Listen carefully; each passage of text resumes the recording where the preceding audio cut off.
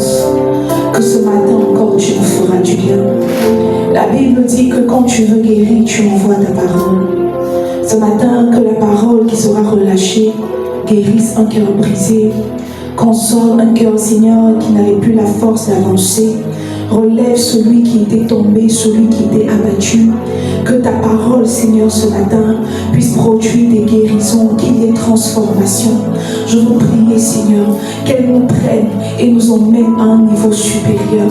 Seigneur, nous voulons prier que ton Saint-Esprit, que ta présence sature ce lieu, que ton esprit, Seigneur, se meuve en ce lieu, que tu nous fasses du bien, que tu parles à mon frère, que tu parles à ma soeur, et que tu ne manques même pas moi-même de me parler.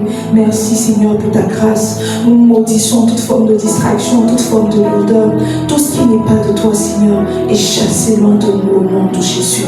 Seule ta présence, uniquement ta présence. Merci pour ta grâce. Dans le nom puissant de Jésus-Christ de Nazareth, nous avons prié. Nous disons tous Amen. Amen. Alléluia. Est-ce que tu peux saluer ton frère près de toi? Dis-lui bonjour mon frère, bonjour ma soeur. J'espère que tu vas bien. J'espère que la famille va bien. Gloire à Jésus. Alors, bienvenue à notre culte d'action de grâce. Nous sommes aujourd'hui le premier dimanche de mai, n'est-ce pas? Et nous sommes à notre premier culte. Et je crois que Dieu nous fera du bien. Dis à ton frère que Dieu te fera du bien ce matin. Dis-lui, Dieu te fera du bien ce matin. Alléluia. Alors, nous parlons depuis le mois d'avril, n'est-ce pas? Ça va, ça fait 2 jours. Ça va, tu vas bien. Nous parlons depuis le mois d'avril de Acte 29. Nous avons posé les fondements, n'est-ce pas? Nous avons jeté les bases. Nous avons dit que Acte 29, c'est la continuité de ce que les apôtres ont commencé. C'est la continuité du mandat que Jésus a laissé aux apôtres. Et nous sommes en train de courir dans ce monde. Nous sommes en train de courir, n'est-ce pas, dans le même mandat. Nous sommes en train de prêcher l'évangile. Et relativement à Acte 29, nous sommes en train de parler actuellement, n'est-ce pas, du Saint-Esprit et de ses ministères. Donc ça fait 3 semaines environ, disons comme ça, que nous sommes exposés à la merveilleuse personne du Saint-Esprit et à ses ministères. Et j'appelle ministère, n'est-ce pas, la raison pour laquelle, sinon les raisons pour lesquelles le Saint-Esprit nous a été donné, le Saint-Esprit a été relâché sur la terre. Si vous vous souvenez bien, nous avons dit que le Saint-Esprit a 3 ministères principaux, c'est-à-dire nous remplir, nous conduire et nous revêtir. C'est ça, non? Dis à ton frère, nous remplir. Dis-lui, nous conduire et nous revêtir. Et la semaine dernière, nous avons parlé de la plénitude, n'est-ce pas, du Saint-Esprit qui remplit. Et par la grâce de Jésus, certains de nos frères, sinon nous tous et moi je crois que nous tous, nous avons été pleins du Saint-Esprit. Mais il y a d'autres qui ont été manifestement, n'est-ce pas, manifestement plus pleins, pas plus pleins, donc qui ont manifesté, n'est-ce pas, leur plénitude. Et nous bénissons Dieu pour ça. Est-ce qu'on peut acclamer Dieu pour ça?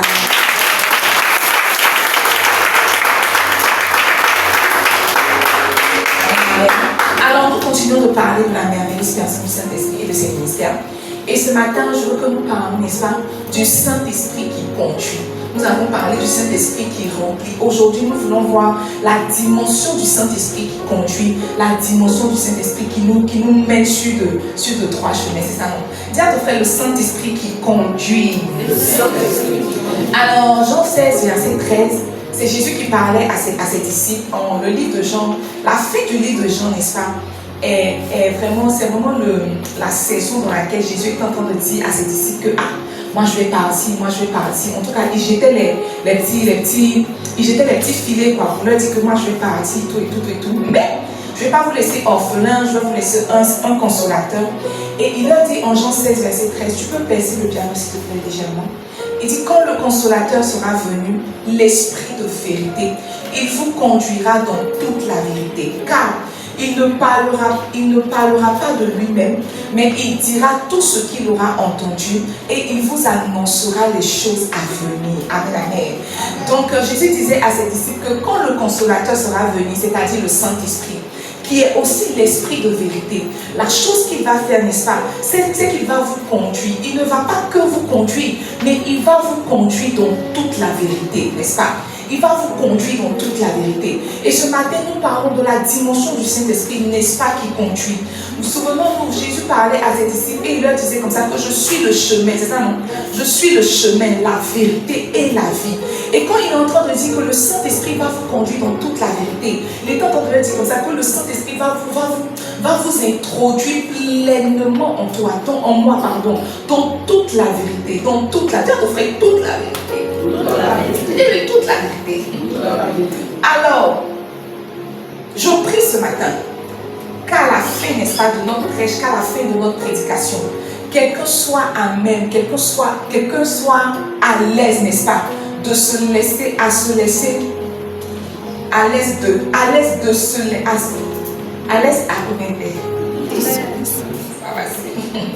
que quelqu'un soit à l'aise, sinon à même, disons comme ça, à même de se laisser conduire, n'est-ce pas, par le Saint-Esprit. C'est ça, par le Saint-Esprit. Alors j'ai cherché sur Google ce que veut dire conduire. Si le Saint-Esprit est là pour nous conduire, ça veut dire que conduire est notre mot-clé. C'est ça, non?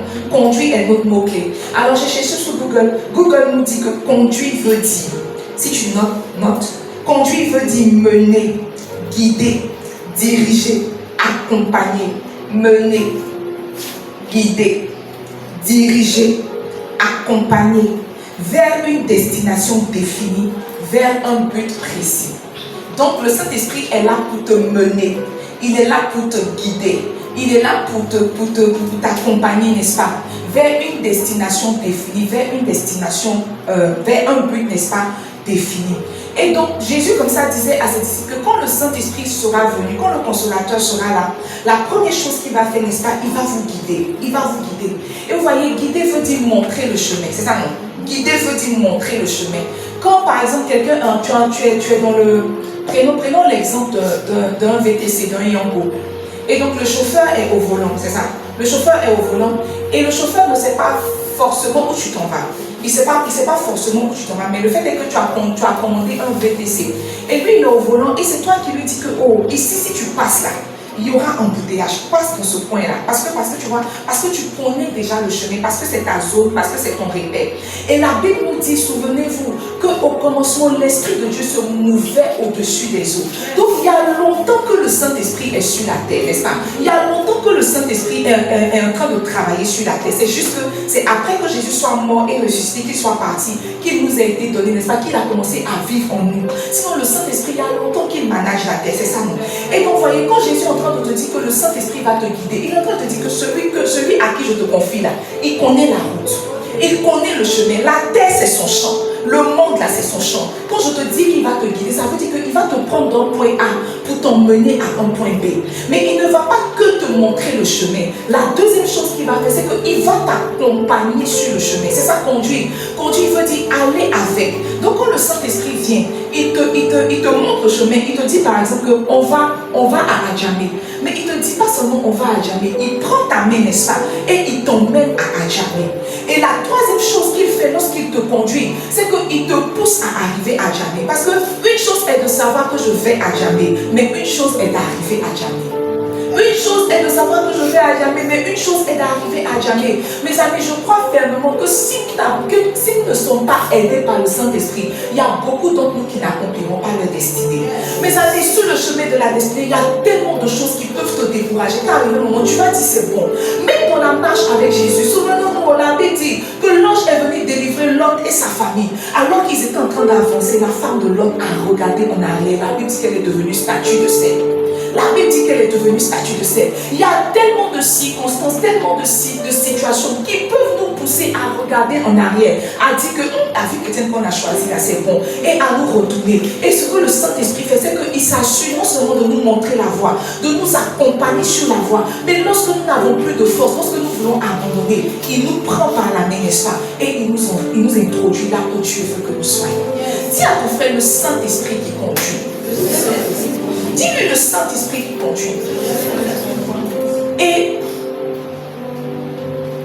parlons-nous honnêtement, les amis. Parlons-nous honnêtement. Ne parlons pas de pasteur à fidèle.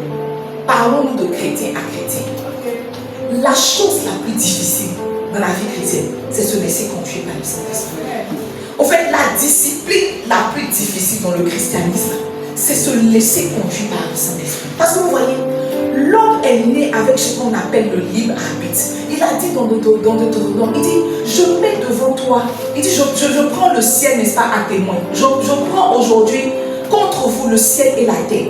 Il dit, j'ai mis devant toi la vie et la mort, la bénédiction et la malédiction. Choisis la vie afin que tu vives, toi et ta postérité. Quand l'homme est né avec une chose qu'on appelle le libre arbitre. C'est-à-dire que Dieu t'a laissé le choix de faire tes propres choix.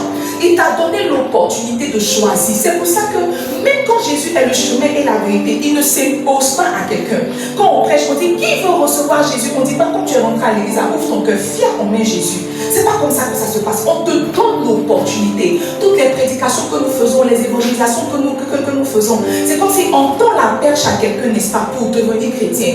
Mais nulle part on a vu que Jésus contraint. Et être conduit par le Saint-Esprit est une chose difficile parce que nous sommes, n'est-ce pas, propres, nous sommes maîtres, n'est-ce pas, de nos propres décisions. Et il n'y a personne qui veut soumettre ses envies, il n'y a personne qui veut soumettre ses projets à une personne qu'elle ne voit pas. On ne voit pas Dieu. Ou même toi tu vois Dieu. Où tu le vois, dis-moi, tu le vois aussi. Ou même toi tu vois Dieu. Mes amis, on ne voit pas Dieu. On ne voit pas le Saint-Esprit. Souvent même on parle du Saint-Esprit. S'il veut, il se manifeste. S'il veut, il se manifeste pas. Mais on croit qu'il est là. Donc tu vois, livrer ta vie à quelqu'un que tu ne connais pas, à quelqu'un que tu ne vois pas, à quelqu'un que tu ne sens pas, mes amis, disons-nous la vérité, c'est difficile. C'est difficile. Tu es là, mais puis tu entends de ton esprit, saute par la fenêtre. Tu t'imagines, saute par la fenêtre. Est-ce que tu vas sauter? Demande à ton voisin, est-ce qu'il va sauter? Ton voisin, tu vois, il ne va pas sauter parce que tu vois, la personne qui te dit là, tu ne la vois pas. Et tu ne sais même pas si la personne qui te parle, c'est Satan ou si c'est le Saint-Esprit. Tu ne sais pas. Et tu vas aller sauter, on va dire que, si ça réussit, on va dire que tu es un homme de foi. Si ça échoue, on va dire que tu es bête. Si ça réussit, on va dire que, quel homme de foi. Si ça échoue, mes amis, si Abraham, quand il a pris le couteau, s'il avait tué son fils là, on a dit que c'est l'homme le plus idiot. Mais quand il a pris le couteau, quand tu as dit c'est bon, on l'a appelé le père de la foi. Donc tu vois, c'est comme les Ivoiriens disent, c'est biné. C'est ça, biné. Soit ça passe pas. C'est la raison pour laquelle le Saint-Esprit ne conduit que ceux qu'il a déjà remplis. Okay. Si le Saint-Esprit ne t'a pas rempli, il ne peut pas te conduire. Parce que tu vois, c'est dans le remplissage que le rapport de confiance s'établit. S'il n'y a pas remplissage, quand on va te dire jette-toi par la fenêtre, tu vas penser que c'est Satan. Or, si tu es déjà rempli du Saint-Esprit, tu sais que c'est ce qui te remplit qui te conduit. Le Saint-Esprit ne conduit que ceux qu'il a préalablement remplis. Donc, on a parlé de remplissage la semaine dernière. Là. En fait, on est en train d'aller comme en crescendo, on est en train d'aller graduellement. On ne saute pas l'étape du remplissage pour tomber dans l'étape de la conduite. On est d'abord rempli du Saint-Esprit pour ensuite être conduit par le Saint-Esprit. Dis à ton frère, être conduit par le Saint-Esprit. Dis-lui, être conduit par le Saint-Esprit. Maintenant, tu vois, quand il s'agit de remplissage, le Saint-Esprit n'a pas besoin de ton consentement. La preuve, la Bible dit, Samuel a dit à Samuel que tu vas aller, tu vas rencontrer une troupe de prophètes. Le Saint-Esprit te saisira, tu prophétiseras avec eux. On n'a pas demandé à Samuel s'il veut prophétiser. On a dit que si tu es dans un environnement prophétique, tu vas prophétiser. Dans la chambre, il y avait 120 personnes, n'est-ce pas, 120 ici. La Bible dit qu'alors qu'ils étaient dans la chambre, le Saint-Esprit est donc, ils furent tous remplis du Saint-Esprit. On ne leur a pas demandé leur accord. Mais j'ai réalisé étrangement que pour être conduit, le Saint-Esprit a besoin de ton accord. Pour te remplir, il n'a pas besoin de ton accord. Si on est en train de prier ici, qu'on a déclenché une certaine atmosphère, quand l'Esprit sera relâché, il va tous nous remplir, on va rentrer à la maison. Mais pour de ce qui est être conduit, le Saint-Esprit a besoin de ton accord. Il a besoin de ton oui, il a besoin de ton yes pour te conduire. Parce que tu vois, le Saint-Esprit, les gens ont l'habitude de dire que c'est un gentleman. Vous connaissez gentleman? Vous connaissez gentleman? Vous connaissez pas dire que vous voyez dans les films, les gars qui ouvrent la portière de la voiture, tu montes, il te fait, tu t'assois, il te conduit. Quand tu arrives au restaurant, il tire un peu la chaise. Quand tu as mangé, et puis la sauce a dégouliné un peu, il prend le torchon, il essuie ta bouche. C'est ce qu'on appelle gentleman, n'est-ce pas? On dit comme ça que le Saint-Esprit est un gentleman parce que Il ne force pas. Tout ce qu'il fait est empreint de douceur. Tout ce qui est fait est empreint de paix. Et le Saint-Esprit ne te force pas à... En fait, il ne s'impose pas à toi pour te conduire. Il a besoin de ton yes, il a besoin de ton oui. Il a besoin de ton yes, il a besoin de ton oui. Dis à ton frère, le Saint-Esprit a besoin de ton yes. Dis-lui, il a besoin de ton oui. Donc, voyez, quand on est en train de parler d'être conduit par le Saint-Esprit, au fait, en réalité, on parle de se laisser conduire par le Saint-Esprit. Le Saint-Esprit conduit lui, mais si tu ne te laisses pas conduire par lui, il ne te conduira pas. C'est la raison pour laquelle, vous voyez, on peut être tous dans une assemblée. Moi, je suis pasteur, mais au-delà même d'être pasteur, je suis chrétienne depuis un bon bout de temps. Et j'ai vu beaucoup de choses, j'ai vu beaucoup d'expériences comme ça. Deux personnes peuvent donner leur vie à Jésus le même jour. Elles peuvent être baptisées le même jour. Elles peuvent être remplies le même jour. Tu reviens les trouver dans 2 ans. La personne qui a pris le plus d'avance, c'est la personne qui s'est laissée conduire par le Saint-Esprit. Il y a d'autres c'est comme s'il y a d'autres qui font une sorte de résistance. Quand le Saint-Esprit veut les bousculer un peu, ils refusent. Donc, comme le Saint-Esprit est un gentleman, il les laisse à leur stade. Et puis, il y a quelqu'un que le Saint-Esprit bouscule un peu. Et puis, il dit, Seigneur, je ne comprends pas forcément, mais j'ai confiance en toi. Allons. Et le temps que tu te rends compte, la personne a pris beaucoup plus d'avance que l'autre qui était là. On se laisse conduire par le Saint-Esprit. Le Saint-Esprit ne nous contraint pas. Il ne nous force pas. On se laisse conduire par le Saint-Esprit. Dis à ton frère, laisse-toi conduire par le Saint-Esprit. Dis-lui, laisse-toi conduire par le Saint-Esprit. Alors, laisse-moi, n'est-ce pas, te partager 3 petites vérités. Et après, toi, je vais te dire, après quoi, pardon, je vais te dire, quand le Saint-Esprit conduit, n'est-ce pas, comment est-ce qu'il conduit. La première vérité que je partage avec toi relativement au fait de se laisser conduire par le Saint-Esprit, c'est que se laisser conduire par le Saint-Esprit rend spirituel. Se laisser conduire par le Saint-Esprit rend spirituel. Regardez, il y a une grande différence entre être chrétien et être spirituel. Il y a une très grande différence entre être chrétien et être spirituel. La plupart des gens dans nos églises sont chrétiens. Ils ne sont pas encore spirituels. Il y a une grande différence, mes amis. C'est la raison pour laquelle, quand Nicodème est venu voir Jésus, il a dit que, personne ne peut faire ce que tu fais, n'est-ce pas, si Dieu n'est pas avec lui. Et Nicodème a demandé à Jésus, mais en fait, c'est comme si je veux hériter du royaume, mais je ne sais pas comment faire. Jésus lui a dit que celui qui veut hériter du royaume, n'est-ce pas, il doit naître d'eau et il doit naître d'esprit. Il doit naître d'eau et il doit naître d'esprit. Mes amis, on naît d'eau quand on reçoit Jésus et qu'on se fait baptiser, n'est-ce pas, qu'on se fait plonger dans les eaux. Là, on est né d'eau. Mais naître de l'esprit veut dire que laisser le Saint-Esprit prendre ta vie et l'emmener où il veut. Il dit à Nicodème qu'il y a 2 conditions pour hériter du royaume des cieux. Tu nais d'eau et après tu nais d'esprit. Généralement, ce que nous faisons, c'est que nous nous contentons de naître d'eau. Mais nous, en fait, à partir du moment où nous sommes nés d'eau, nous abandonnons notre processus. On ne comprend pas que, tu vois, on a besoin de naître de l'esprit. Et naître de l'esprit demande que tu laisses le Saint-Esprit te conduire. C'est le Saint-Esprit qui rend spirituel. Vous voyez, esprit est dans son nom là. C'est ça qu'on a transformé en spirituel. Saint-Esprit. Dis à ton frère Saint-Esprit. Dis-lui spirituel. Un homme commence à être spirituel. Un homme commence à devenir spirituel quand il se laisse mener, quand il se laisse guider par le Saint-Esprit. La spiritualité même, c'est suivre l'esprit. C'est suivre le mouvement de l'esprit. La Bible dit que l'esprit est comme le vent. On ne sait pas d'où il vient, on ne sait pas d'où il va. Mais c'est quand il fait un mouvement qu'on sent, qu'on commence à le suivre. Donc on dit de quelqu'un qui est spirituel, n'est-ce pas, quand il commence à suivre le mouvement de l'esprit, quand il commence à laisser, n'est-ce pas, le Saint-Esprit conduire sa vie, le Saint-Esprit diriger ta vie. Et au ciel, on évalue ta spiritualité pas à comment tu tombes, pas aux cadences de ton parler en langue. On évalue ta spiritualité à ta capacité à te laisser conduire par le Saint-Esprit. Vous voyez, sur la terre ici, quand quelqu'un commence à parler en langue, quand la personne commence à avoir des degrés dans son parler, parce qu'il a parlé en langue, il a parlé en langue. Moi, je connais un homme de Dieu, il parle en langue jusqu'à un moment, il tombe dans chinois. Après, il prend une autre langue. Après, il prend une autre langue. Après, il retombe. Mes amis, si tu entends son parler, c'est comme si son parler en langue dispose l'atmosphère. Mais au ciel, ce n'est pas ça le critère de spiritualité. Au ciel, quand quelqu'un est spirituel, c'est quelqu'un qui se laisse conduire par le Saint-Esprit.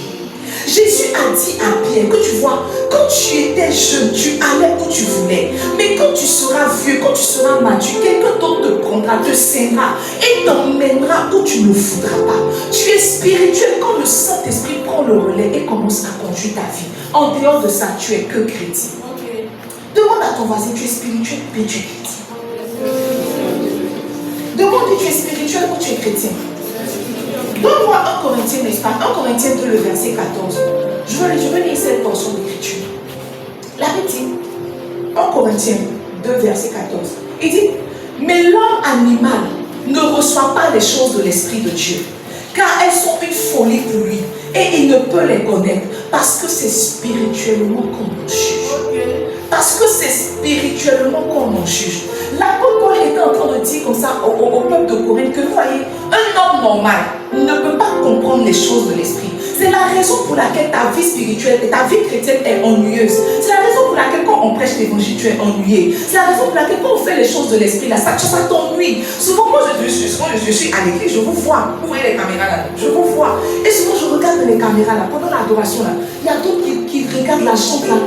Ils ne savent pas s'ils veulent rentrer dans le corps de Madame Irine. Il y a d'autres qui regardent leurs frères. Mais pendant l'adoration, il y a d'autres qui sont sur le contact. Maintenant, ceux qui vont tuer là, c'est ceux qui s'envolent. Ceux qui sortent de leur corps pour dormir. Mes amis, c'est ennuyeux pour toi parce que tu n'es pas spirituel. L'apôtre Paul dit que l'homme animal ne peut pas comprendre les choses de l'esprit. L'homme animal, l'homme normal, quand on accouche, qui n'a pas encore reçu Jésus, qui n'est pas encore baptisé cet esprit-là, il ne peut pas recevoir les choses de l'esprit parce que tu vois, c'est spirituellement qu'on en juge. Tant que quelqu'un n'apprend pas à se laisser conduire par le Saint-Esprit, il ne peut jamais devenir spirituel. Jamais devenir spirituel. En soi, même la beauté de la vie chrétienne se cache dans la spiritualité. La beauté de la vie chrétienne se cache dans la spiritualité. Si on enlève la spiritualité de la vie chrétienne, elle devient ordinaire. Elle devient juste ordinaire. C'est la spiritualité qui donne du goût à la vie chrétienne. Et si quelqu'un n'apprend pas à se laisser conduire par le Saint-Esprit, n'est-ce pas, il ne peut jamais devenir spirituel. La deuxième vérité que je partage avec toi relativement au fait de se laisser conduire par le Saint-Esprit, c'est que seuls ceux qui sont conduits par l'Esprit de Dieu sont fils de Dieu. C'est Romain qui l'a dit, c'est pas moi. Beaucoup de personnes se prévalent d'être enfants de Dieu, n'est-ce pas? Beaucoup de personnes, si tu demandes à ton voisin, il va te dire qu'il est enfant de Dieu, il est fils de Dieu. Mais la Bible dit, tous ceux qui sont conduits par l'Esprit de Dieu sont fils de Dieu. En d'autres termes, si tu n'es pas conduit par l'Esprit de Dieu, tu n'es pas enregistré comme étant fils au ciel. Tu es enregistré comme étant un homme, mais pas comme un homme, fils, c'est ça, de Dieu. Tous ceux qui sont conduits par l'Esprit de Dieu sont fils de Dieu. Sont fils de Dieu. Mes amis, regardez. La Bible dit que quand Jésus a eu ses 30 ans, il est allé vers Jean, n'est-ce pas, dans le Jourdain, pour se faire baptiser. Et la Bible dit que quand il a été plongé dans les eaux, quand il a été ressorti, le ciel s'est ouvert. Le Saint-Esprit est venu sur lui sous forme de colombe. Et une voix s'est fait entendre dans le ciel. Il dit, celui-ci est mon fils bien-aimé, ça, en qui j'ai mis toute mon affection. C'est mon fils. Et c'est pas que mon fils, c'est mon fils bien-aimé. Et en lui, j'ai mis toute mon affection. Et la Bible dit que Jésus est sorti. Et quand Jésus est sorti, il a été rempli du Saint-Esprit. Et la chose qui a suivi, n'est-ce pas, la Bible dit qu'il a été conduit par l'Esprit de Dieu dans le désert. Bien que le ciel ait attesté qu'il soit fils de Dieu, c'est comme si se laisser conduire est ce qui a validé son statut de fils. Mes amis, si vous n'apprenez pas à vous laisser conduire par le Saint-Esprit, si vous n'apprenez pas à laisser le volant de vos vies au Saint-Esprit qui est le conducteur, vous ne serez jamais enregistrés au ciel comme des enfants de Dieu. C'est comme si quand Dieu ne peut pas te conduire, il ne peut plus rien faire avec toi. Il ne peut plus rien faire avec toi. Lisez les Écritures, fouillez votre Bible, vous allez constater que tous les héros de la foi qui ont impacté, c'est ceux qui se sont laissés conduire par le Saint-Esprit. Et ceux qui n'ont pas impacté, c'est comme si arrivé un moment de leur marche, ils sont restés là. C'est comme s'ils ont, on dit quoi, ils ont stagné, c'est ça, ils ont stagné. C'est comme si le Dieu n'avait plus rien à faire avec eux. Parce que vous voyez, si Dieu ne peut pas qu'on te conduise, il ne peut rien faire avec toi. Absolument rien avec toi. C'est pas toi qui conduis Dieu, c'est Dieu qui te conduit. Et quand tu veux faire le rapport inverse, Dieu te laisse. Dis à ton frère, Dieu te laisse. Dis que Dieu te laisse. La troisième vérité, n'est-ce pas, que je partage avec toi, relativement au fait de se laisser conduire par le Saint-Esprit, c'est que tous ceux qui ne se laissent pas conduire finissent par échouer. Mes amis, c'est un fait. Finissent par échouer. Finissent par échouer. Souvent, je m'assois et je réfléchis et je me demande quelle couleur aurait pris ma vie si je n'avais pas écouté la voix du Saint-Esprit. En fait, ce sont de petites choses, Mais la Bible dit que les petits renards détruisent les grands champs. Ce sont de petites choses pour vous, mais ce sont des choses fondamentales. Tu vois, imagine si dans ta destinée, ils ont écrit que tu dois marier un blanc. Et ça non, tu dois marier un blanc, un Mexicain, non, un Italien, disons comme ça. Tu dois marier un Italien. Dans ta destinée, quand Dieu t'a envoyé sur la terre, là, dans ton livre, ils ont écrit que tu dois marier un Italien à 28 ans. C'est ça non? Et avoir ton premier enfant à 30 ans. Et ton premier enfant va s'appeler de mon prénom préféré, Giacomo. C'est ça non? Giacomo. Et puis toi, tu es en train de vivre, tu es en train de. Tu es ici avec papa. Tu as 27 ans, disons comme ça. Tu as 27 ans. Et pendant que tu as 27 ans là, il y a quelqu'un qui vient voir comme ton papa pour dire que j'ai une bonne opportunité d'aller en Italie, tout. Et puis ton papa dit que non, les Italiens là, ils sont racistes, je n'envoie pas ma fille là-bas. Tu vois, dis comme ça. Ton papa a refusé une opportunité. Mais parce qu'il n'a pas senti le mouvement de l'esprit, il t'a fait rater ta destinée. Tu vas rester à Abidjan ici, tu vas épouser un Nyangwa. Un Nyangwa. Ça, mon Nyangwa, un Nyangwa. Et tous les midis, tu vas manger, il va manger foutu, tu vas piler foutu. Tu vas piler foutu du lundi au dimanche. Et pendant que tu seras en train de piler foutu, en fait, parce que tu vois, quand quelqu'un n'est pas en train de vivre la vie que Dieu a décidé pour lui, il sent. Peut-être qu'il n'a pas les mots pour dire, mais il sent. C'est-à-dire, quand tu n'es pas en train de vivre ta vie là, tu sens que tu n'es pas à ta place. Tu sens qu'il y a quelque chose qui ne va pas. Et tu seras dans ton foyer, peut-être que le Nyangwa, peut-être qu'il aura l'argent. Mais tu ne seras pas heureusement te dire, mais avec tout ce qu'il te donne là, mais tu vas sentir dans ton corps, dans ton âme, que tu n'es pas complète, Et tu auras peut-être 35 ans, et puis un jour tu vas partir un programme de prière. On va te dire que, Dieu t'attendait en Italie. Qu'est-ce que tu fais ici? Et puis tu es étonné, tu vois. C'est un petit détail qui t'a fait rater toute ta destinée. Mes amis, ceux qui ne se laissent pas conduire par le Saint-Esprit échouent. Ils n'échouent pas parce qu'ils ne sont pas compétents. Ils n'échouent pas parce qu'ils ne sont pas qualifiés. Ils échouent parce qu'ils ont manqué un détail. Parce qu'ils ont manqué un mouvement. La Bible dit, telle voie paraît bonne à un homme, mais son issue c'est la voie de la mort. Telle voie paraît droite à un homme, mais son issue c'est la voie de la mort. Il y a une voie, il y a un chemin que tu vois, ça te plaît. Quand tu regardes, c'est bon. Il y a une relation là, c'est bien. Le gars est bien et tu te sens bien dans la relation. La Bible dit que quand on regarde avec nos yeux, quand on analyse avec nos sentiments, la voie peut être bonne. Mais celui qui voit la finalité dit que la voie là, c'est la voie de la mort. C'est la raison pour laquelle, en tant que chrétien, se laisser conduire par le Saint-Esprit est primordial, c'est fondamental. C'est vrai que tu veux parler en langue, c'est vrai que tu veux manifester l'onction. Mais si tu ne te laisses pas conduire par le Saint-Esprit, toutes ces choses-là vont être rassemblées pour te faire manquer le chemin. Manquer le chemin. Hier, j'écoutais le témoignage du pasteur Franck Boissy, lui qui chante Fais-moi monter. Il parlait au pasteur Jati.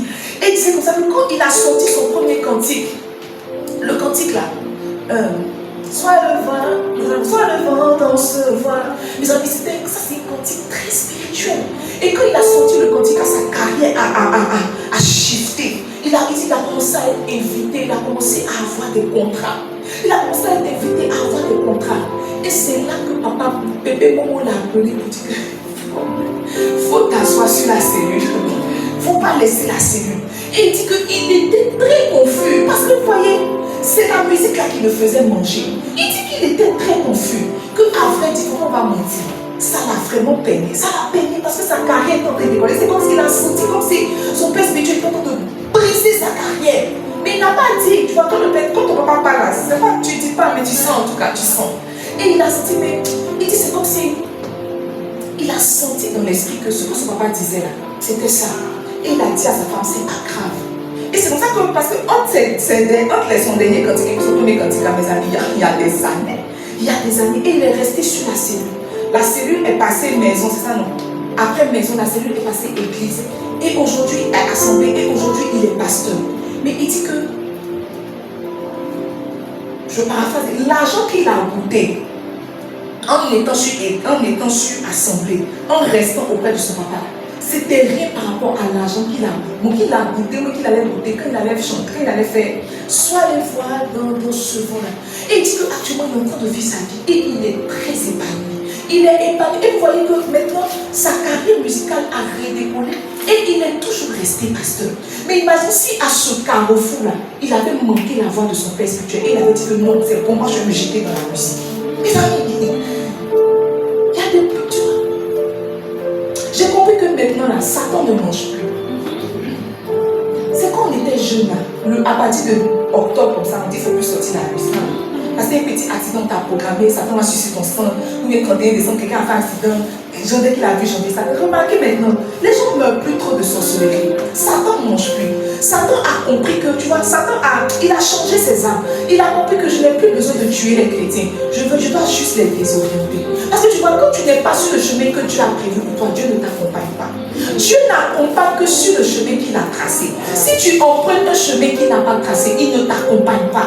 Donc tout le travail de Satan, c'est de te faire marcher en dehors de la volonté de Dieu.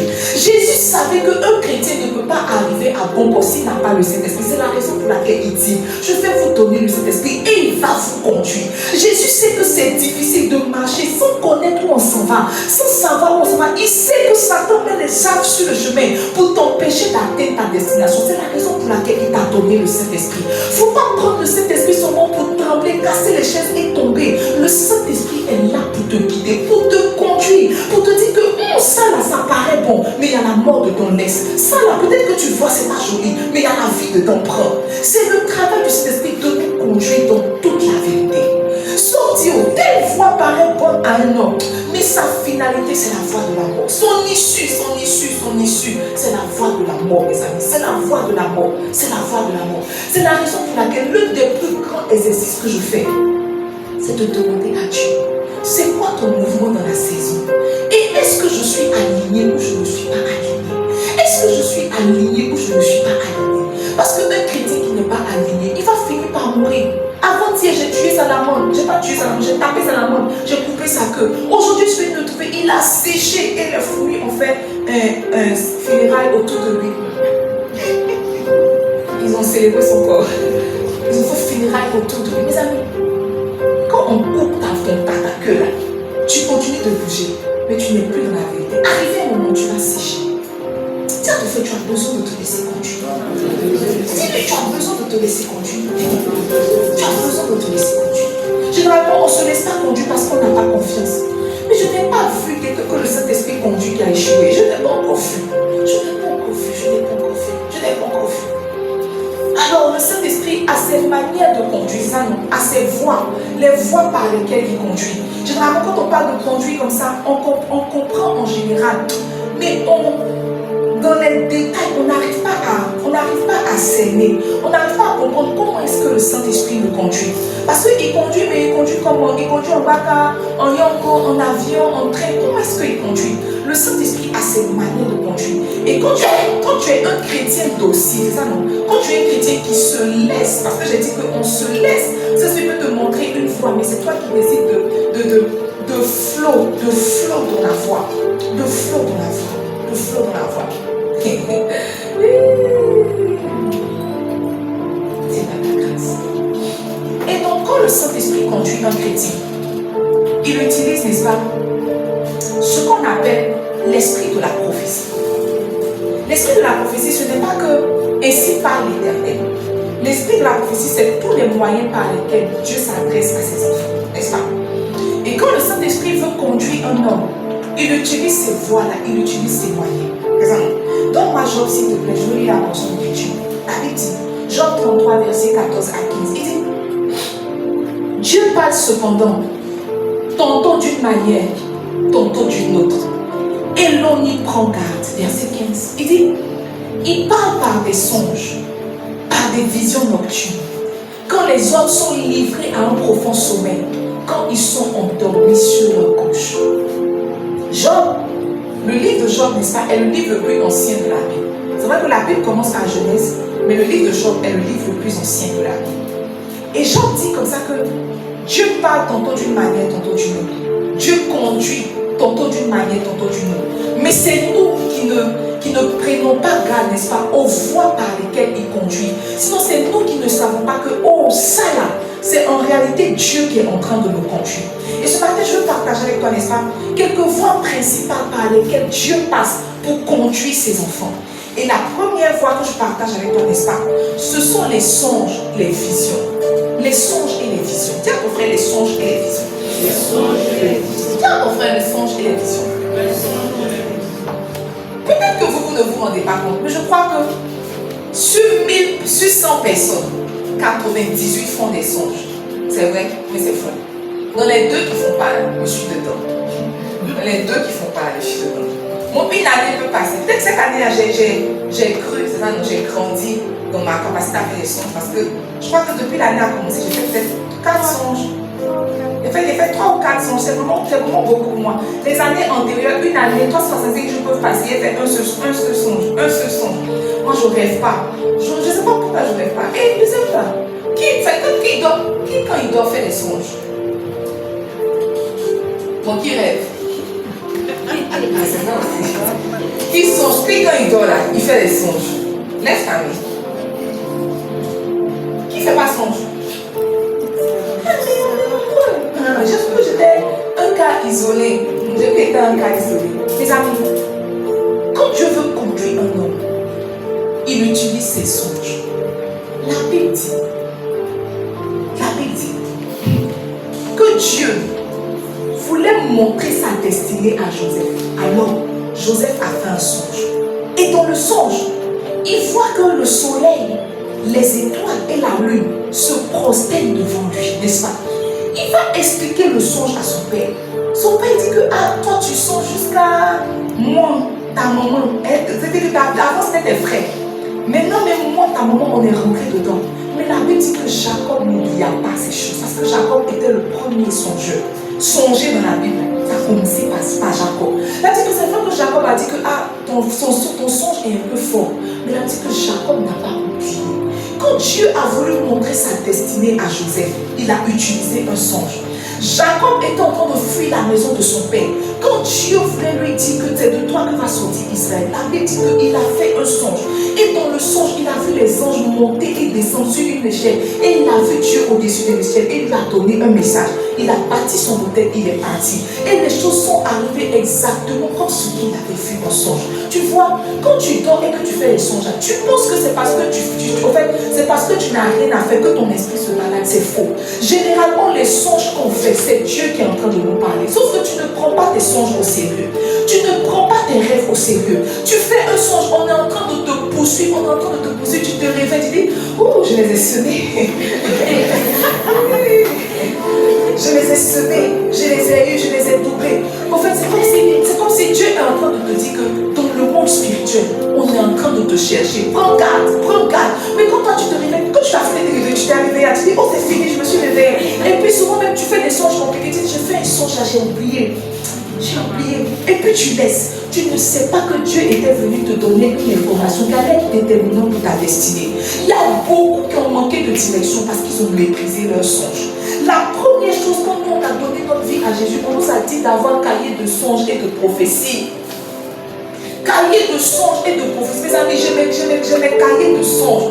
Depuis que j'étais jeune, j'ai mes cahiers de prophéties depuis que j'étais jeune. La dernière fois, j'étais en train de regarder une des prophéties qu'on m'avait donnée en 2014. En 2000, je suis tombée sur la prophétie, quand j'ai ouvert mon cahier, j'ai vu. En 2014, comme que Dieu avait prophétisé sur moi. Mes amis, les choses sont arrivées exactement dans ma vie comme il a dit.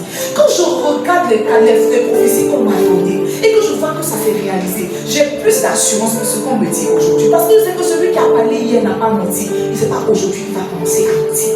Tu ne prends pas note. Quand tu rêves là, tu n'écris pas. Tu rêves, on couche avec toi. Tu dis waouh. Je n'ai pas de go dans le physique, mais en tout cas dans mon rêve, pour ça je les allume toutes. Toi, dans le monde spirituel, tu es ton joint. Tu es ton beurre. Et tu fais les songes, c'est comme si dans ton songe, deux femmes se battent. Et c'est pas les petits, non, ne vous battez pas, il y en a pour tout le monde. Et puis quand tu te lèves là, tu te sens garçon.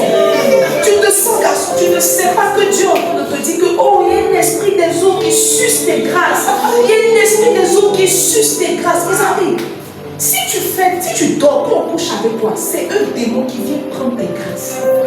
Tu dors, tu te réveilles, ton lit est mouillé. Peut-être que tu n'as pas vu qu'on a couché avec toi, mais tu te lèves, ton lit est mouillé. Tes amis, ils sont venus prendre ta semence pour faire des incantations, pour te condamner dans le monde spirituel. C'est la raison pour laquelle ta vie n'avance pas. Mais tu vois, Dieu t'a dit, quand tu pries, Seigneur, je ne comprends pas ma vie, il te montre un songe, mais tu ne t'intéresses pas au songe. Pour toi, quand Dieu conduit, il ouvre le ciel pour dire, ainsi par l'Éternel. Il peut faire, mais ce n'est pas toujours comme ça. Jean dit, Dieu parle tantôt d'une manière, tantôt d'une autre. Tantôt d'une manière, tantôt c'est nous qui ne faisons pas attention. Dieu parle par des songes. Peut-être que mon pasteur disait qu'il voulait effectuer un voyage. Et il dormait, il a fait un songe. Et dans le songe, c'est comme si la voiture a fait tonneau. Un tonneau. Tonneau jusqu'à aller tomber dans la brousse truc. Et il s'est levé. Et puis il s'est dit que certainement Dieu ne veut pas qu'il fasse ce voyage tout douce. Et il dit qu'il a laissé le voyage. En fait, il n'a pas laissé dans son cœur, il a reporté. Il a reporté. Il était resté 2 mois comme ça. Et 2 mois plus tard, il a fait le voyage. Il dit qu'il a fait l'accident exactement comme il a vu dans le songe. Heureusement que Dieu a eu pitié de lui. Il n'est pas mort. Ça veut dire que Dieu lui a dit ne va pas. Il y a des choses que tu vois dans tes songes. C'est Dieu qui est en train de te parler. Si tu fais plus attention, tu vas pouvoir te laisser facilement conduire par le Saint-Esprit. Moi, je ne fais pas de songe comme ça. Mais en tout cas, si je fais un songe, je crois au songe. Si je suis en train de dormir, que je vois, tu es sur ma tête. Quand je me lève, je ne cherche pas d'interprétation. Tu es sorcier. Tu es sorcier. Et je viens devant toi, je dis, mais toi, tu faisais quoi sur mon thé? Tu faisais quoi sur mon yé? Moi, je dis, oui, toi. Oui. Tu vois, on est tombé dans l'église. Pourquoi c'est ton visage? Tu vas prendre pour me montrer. C'est toi. Tiens, ton frère, c'est toi. C'est toi. C'est toi. C'est toi. Tu lui prends ta garde. Dieu parle pas des visions. Les visions, ce sont des flashs. Tu es assis comme ça, puis tu as des flashs. Tu es comme ça, puis tu as des flashs. Tu as des rétrophées, tu as des flashs. Tu es là comme ça, puis il y a une image qui défile devant toi. Il y a quelque chose qui défile devant toi. Dieu est en train de te parler. Tu vois, on est distrait. C'est la raison pour laquelle on a du mal à se laisser conduire par le Saint-Esprit. Quand Dieu veut conduire un homme, il utilise les songes, il utilise les visions. La deuxième chose, n'est-ce pas, quand Dieu veut conduire un homme, il utilise les intuitions. C'est ça, non? Les intuitions, les impressions. Donc, moi, Philippiens 2, verset 3, Exode 4, verset 24. Exode 4, verset 24. On peut lire déjà Philippiens.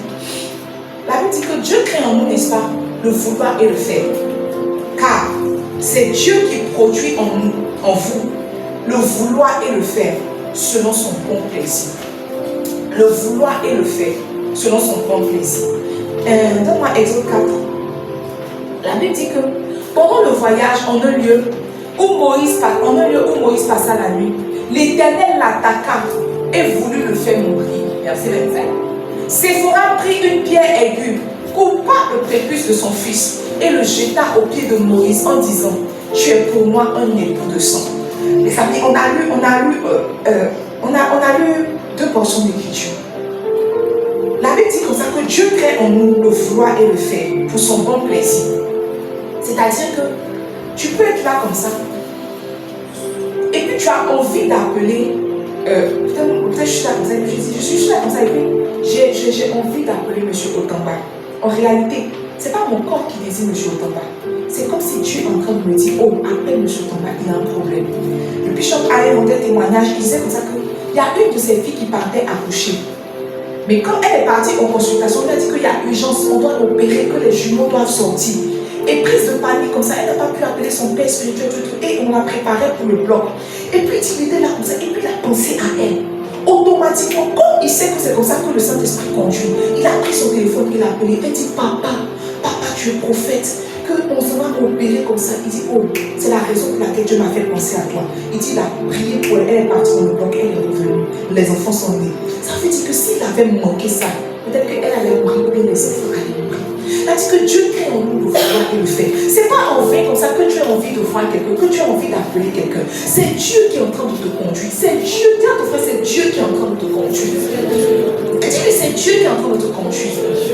La Bible dit que Moïse est en train d'aller, n'est-ce pas, avec le peuple d'Israël.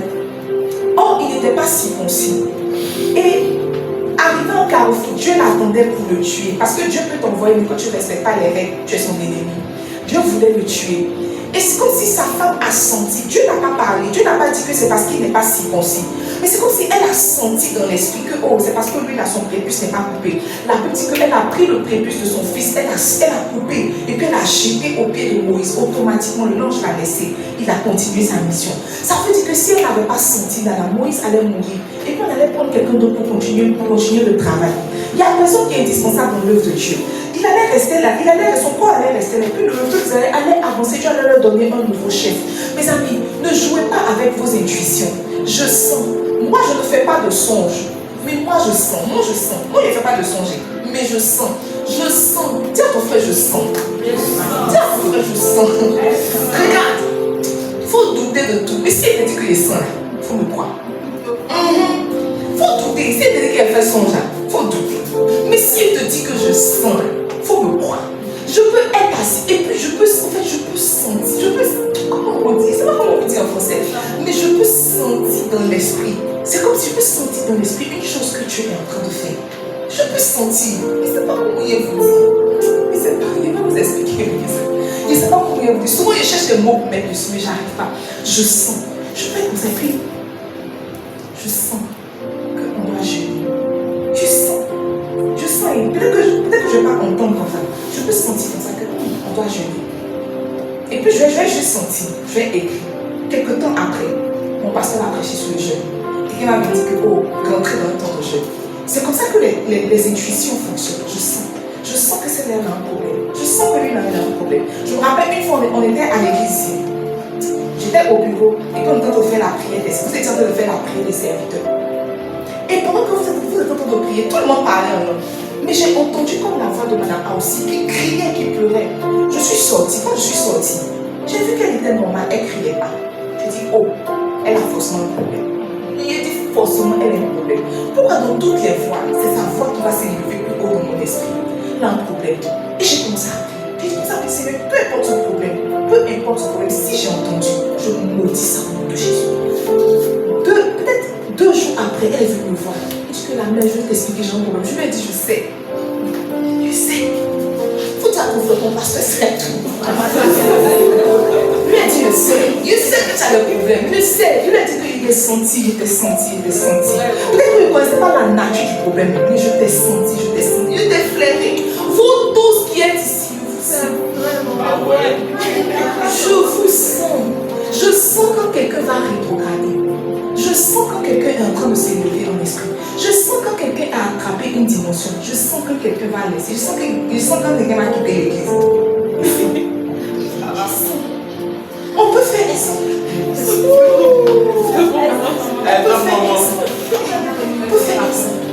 Mes amis, c'est comme ça que le Saint-Esprit conduit.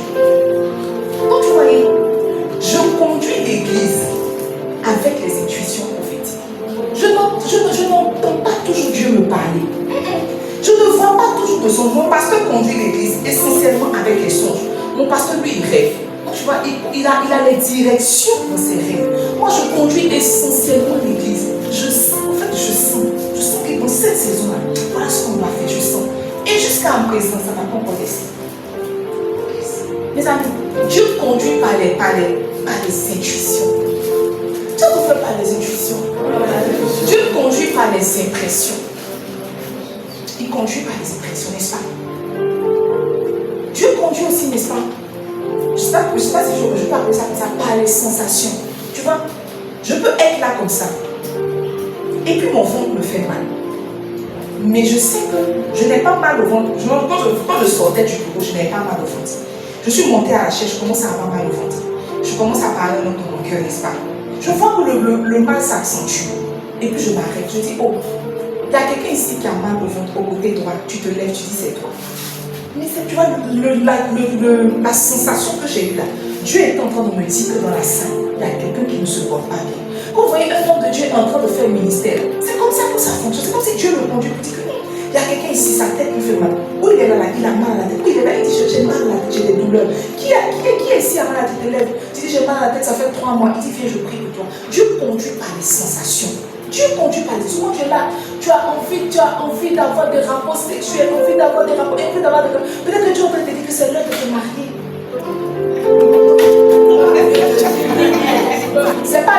faire. C'est l'heure de te marier. C'est l'heure de te marier. Dieu conduit par les sensations. Si tu sais écouter ton corps, si tu sais écouter ton esprit, tu vas, c'est comme si le Saint-Esprit va te conduire facilement. La plupart des choses que nous lisons dans la Bible, on a dit que Dieu a dit à Abraham, Dieu a dit à Jacob, c'était pas dans la bouche, c'était rarement dans la bouche, c'était soit dans les pensées, soit dans les visions, soit il sentait, soit il sentait, soit il sentait. La Bible dit que Daniel était gouverneur, n'est-ce pas? Il était esclave, n'est-ce pas? Et puis il dit que laquelle manière, je sentis, en fait, c'est comme s'il a senti qu'il devait prendre le livre pour lire.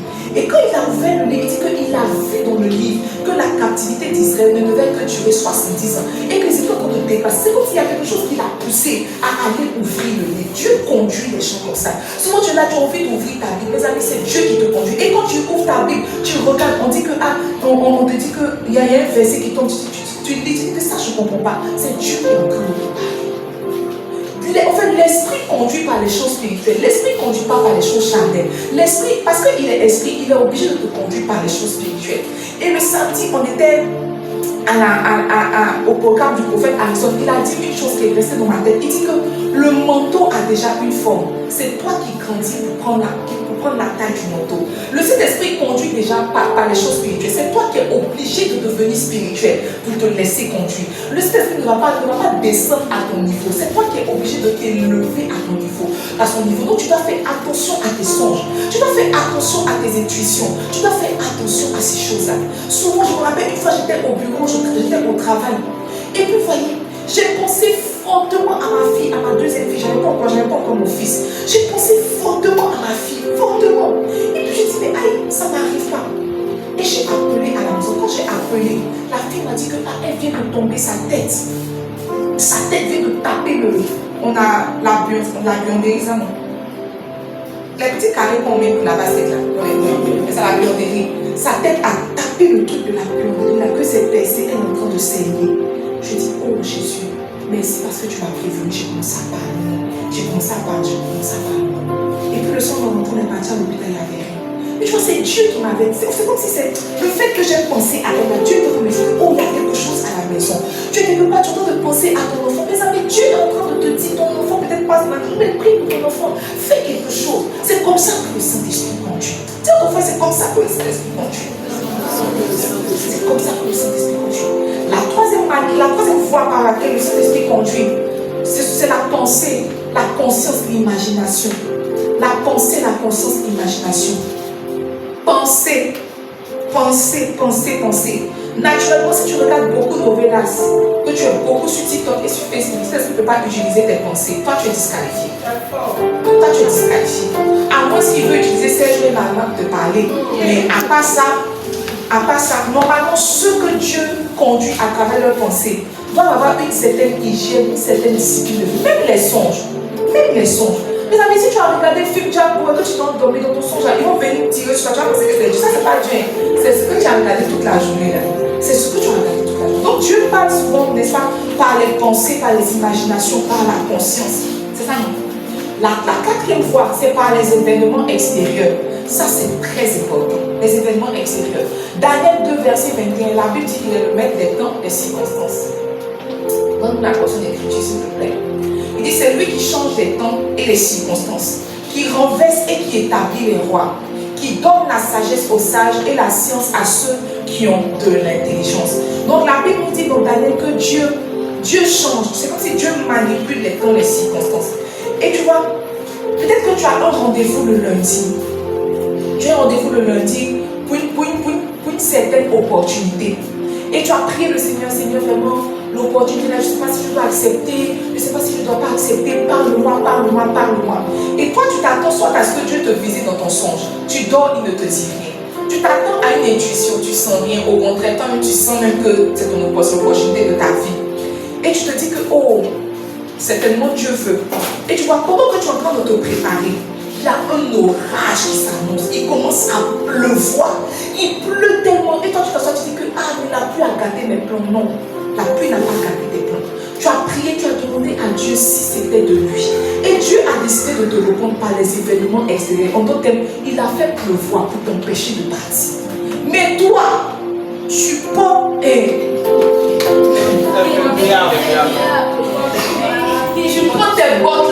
mets le deuxième vodka, tu mets l'imperméable, tu dis que même s'il neige, tu vas partir. Mes amis, même les événements extérieurs, Dieu les utilise pour nous conduire. Souvent, il y a des pluies que Dieu a envoyées qui nous ont empêchés d'aller forniquer. Il y a des pluies que Dieu a envoyées qui nous ont empêchés d'aller prendre de mauvaises décisions. Il y a des soleils aussi qui sont sortis. Tellement le soleil est sorti, tu dis, yeah! Il ne peut pas sortir, tu vois. C'est Dieu qui a accentué le soleil là pour t'empêcher de sortir. Dieu conduit par les événements extérieurs. Dieu conduit par les événements extérieurs. Dieu conduit par les événements extérieurs. Maintenant, laissez-moi vous donner une approche biblique de la chose. Quand on lit Ésaïe a prophétisé comment Jésus allait naître. C'est ça, non? Ésaïe a prophétisé que le Fils de Dieu allait naître dans une étape, tout. Et donc, Marie prend la grossesse. Dieu parle à Joseph, accepte la grossesse, tout. Et pendant qu'ils sont ensemble, Marie est sur le point d'accoucher. Étrangement, où ils sont, il n'y a pas d'hôpital. Tout est full, tout est occupé. Et on donne conseil à Marie, on dit qu'il n'y a pas d'espace. Mais il y a un petit point là-bas où tu peux accoucher. Tu peux te mettre là-bas pour accoucher. Les amis, quand tu lis comme ça, tu vas te dire que c'est parce qu'il y avait dénombrement, c'est ça, non? Parce qu'on a arrêté d'aller se faire enregistrer. On peut se dire que c'est parce qu'il y avait un enregistrement, dénombrement que Jésus est né comme ça. Mais si Ésaïe n'avait pas prophétisé, c'est parce que Ésaïe a prophétisé qu'on sait que c'était exactement le plan de Dieu. C'est comme si Dieu a rempli tous les hôpitaux, a fermé tous les points pour qu'il ne reste qu'une seule étape pour que Jésus naisse là. Dieu parle, Dieu conduit par les événements extérieurs. Regarde, quand je partais accoucher ma première fille là, non, ma deuxième fille, même ma première fille était pauvre, ma deuxième fille, comment je vivais un peu.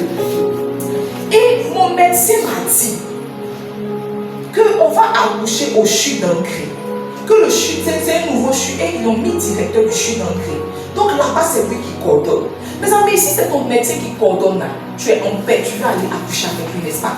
On a pris rendez-vous tout, on a fait notre dernière consultation, notre dernière échographie, on s'est donné rendez-vous pour le jour J, au CHU d'Angers. Et moi, je suis partie accoucher chez ma maman. Je suis allée accoucher chez ma maman. Et la nuit, mon ventre a commencé à me faire mal. J'ai attendu. Et quand il était 7h, j'ai réveillé ma maman, j'ai dit que mon ventre me fait mal, tout, on va partir. Tout. Et les contractions ont commencé à s'accentuer. Elle dit que tu as accouché ton médecin, elle dit que je suis dans le gré, je l'ai appelé. Elle dit on n'a qu'à venir. Elle dit d'accord. Quand ma maman a démarré la voiture là, quand il a ouvert mes yeux, il était au CHU comme il la pardonnait. Centre communautaire urbain. Les amis, le lit là.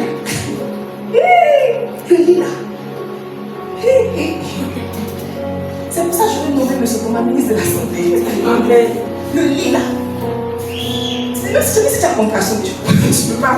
Même si la douleur t'a pris, tu peux pas donner. Le lit est bête. Mes amis, je demande à ma maman, mais pourquoi on est venu au CHU comme elle a sa bonne petite ici, que la femme de médecine là, elle n'est pas debout.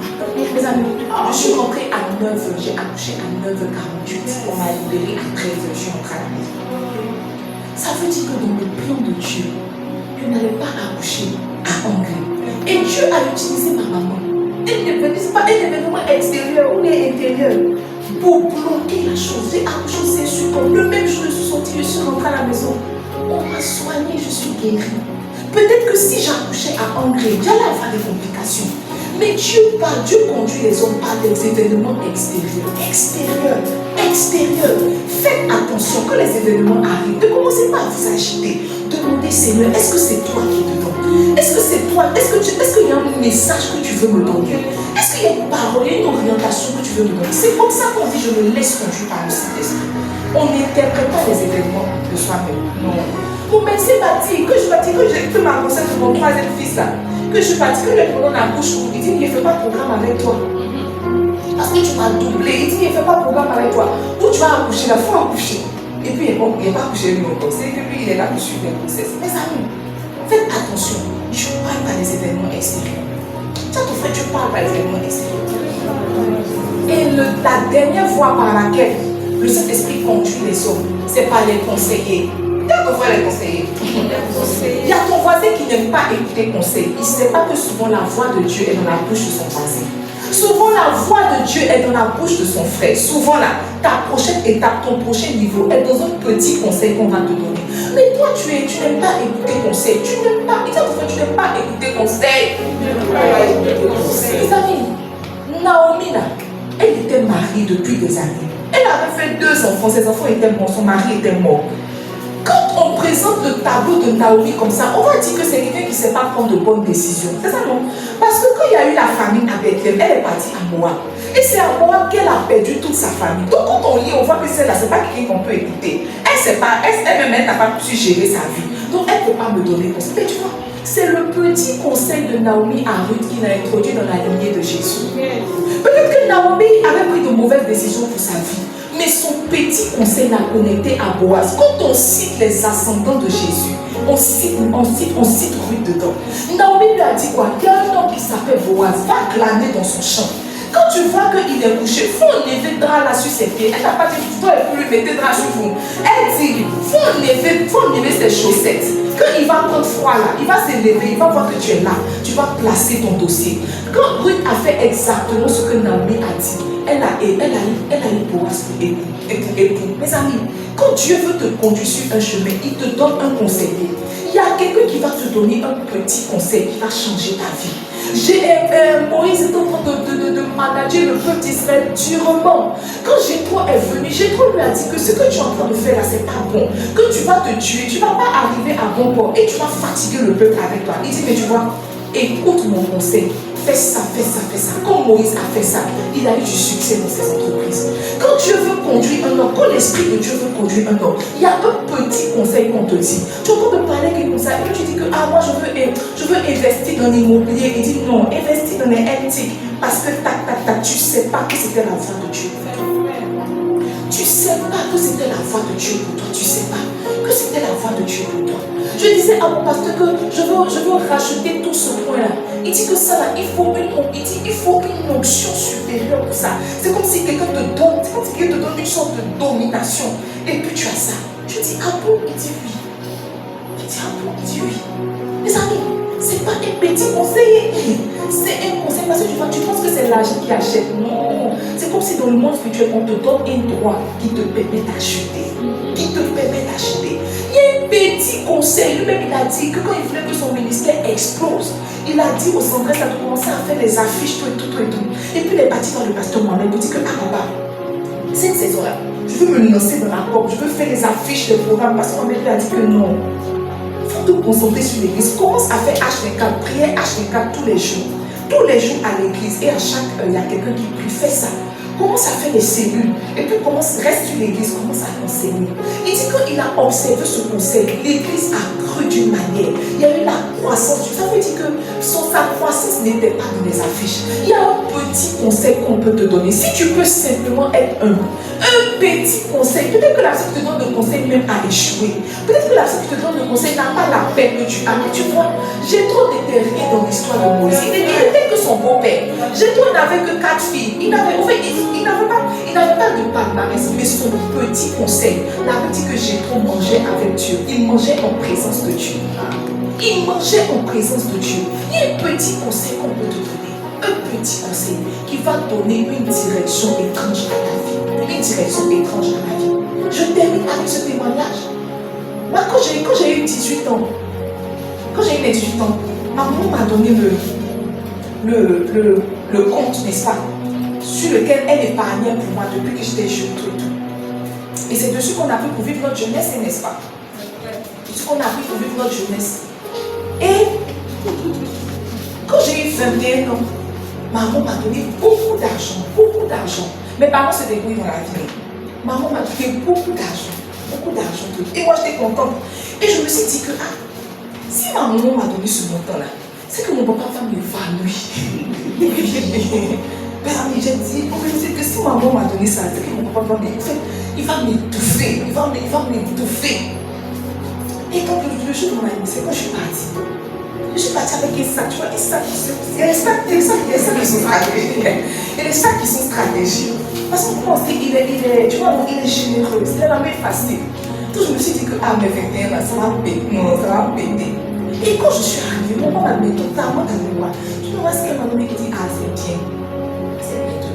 Je dis, mais et toi? Et toi, le roi, qu'est-ce que tu vas donner? Il dit, non. Il dit, si je te donne l'argent, je t'ai pas aimé. Il ne faut pas faire. Il n'y a pas de ici, il n'y a pas de gens qui me mettent des l'argent.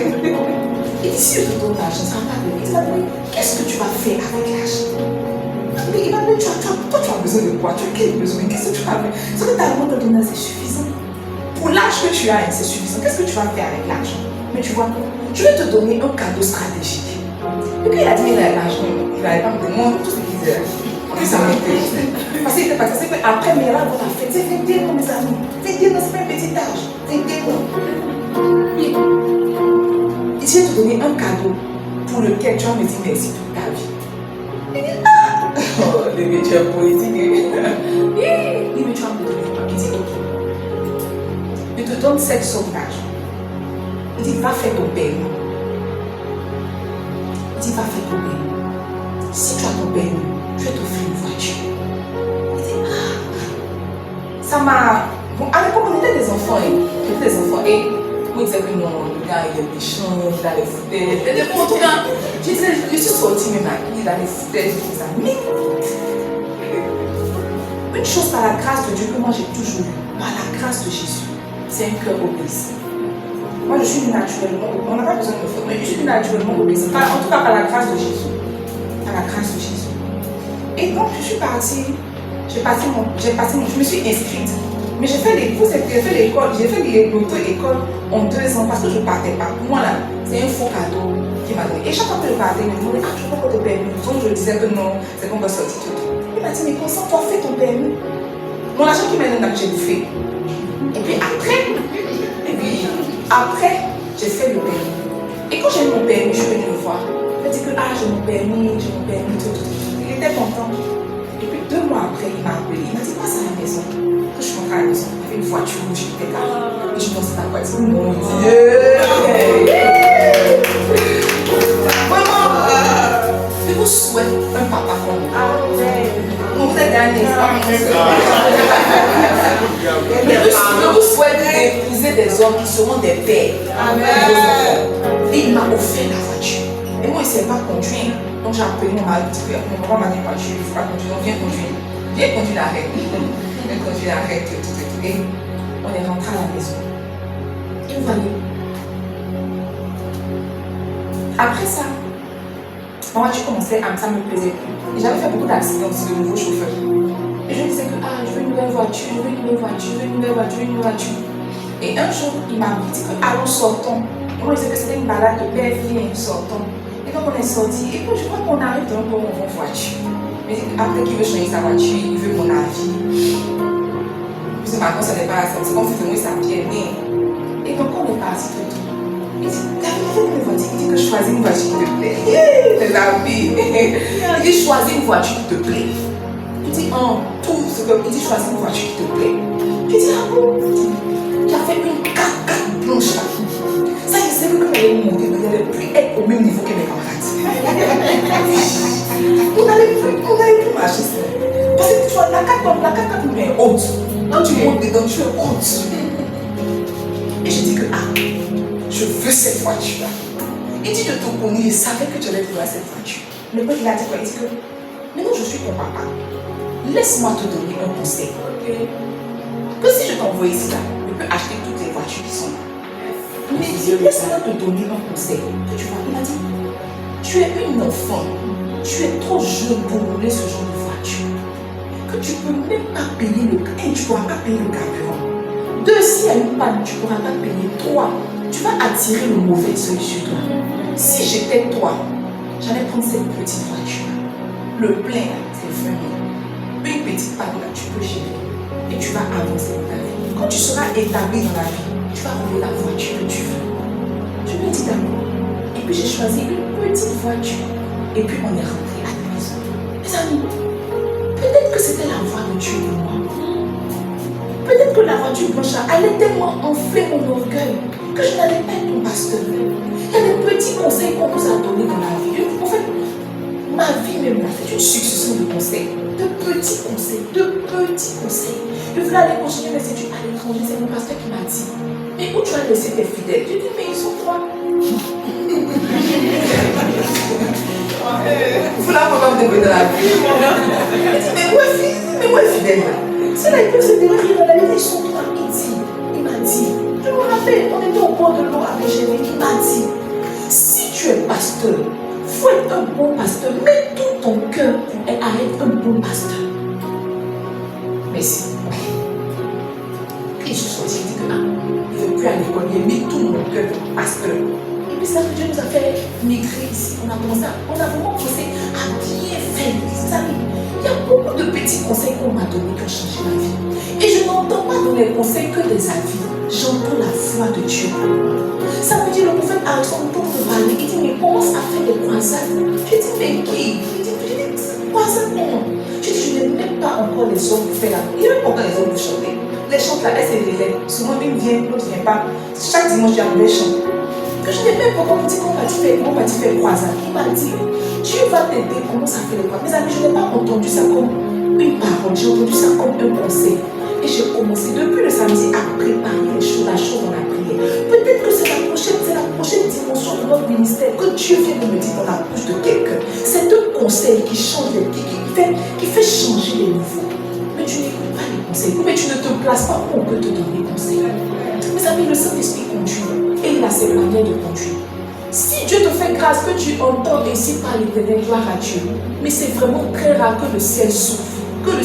Et que tu entends la voix de Dieu. Apprends à faire attention à tes songes. Apprends à faire attention à tes intuitions. Apprends à faire attention à tes pensées, à ce que tu regardes, aux événements extérieurs. Apprends à faire attention aux conseils qu'on te donne. Ce matin, je veux qu'on prie, n'est-ce pas?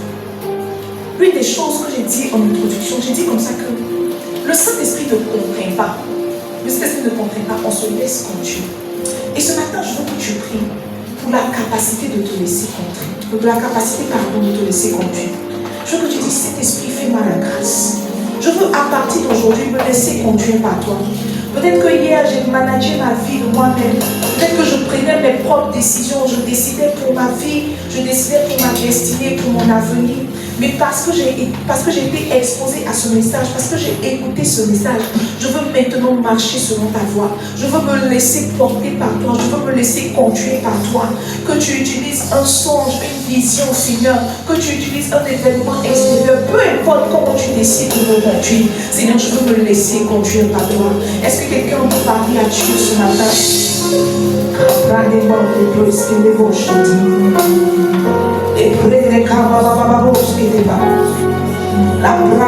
le pros que de bosit. Est-ce que quelqu'un veut demander la grâce de se laisser conduire? La grâce de se laisser conduire. La grâce de se laisser conduire. La grâce de se laisser conduire.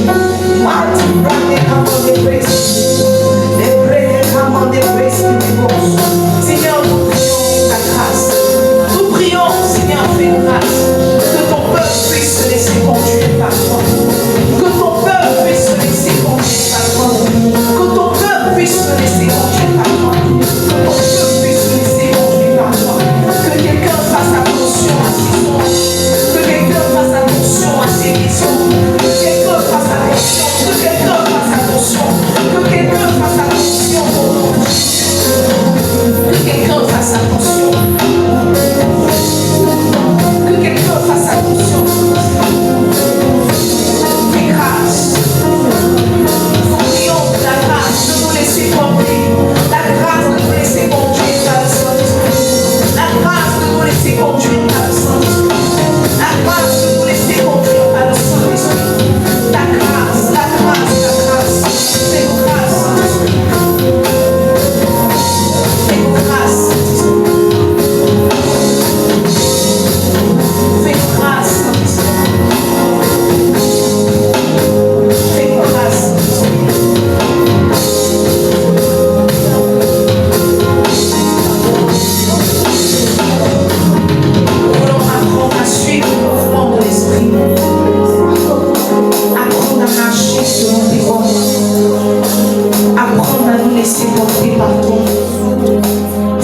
la prière de nos cœurs ce matin.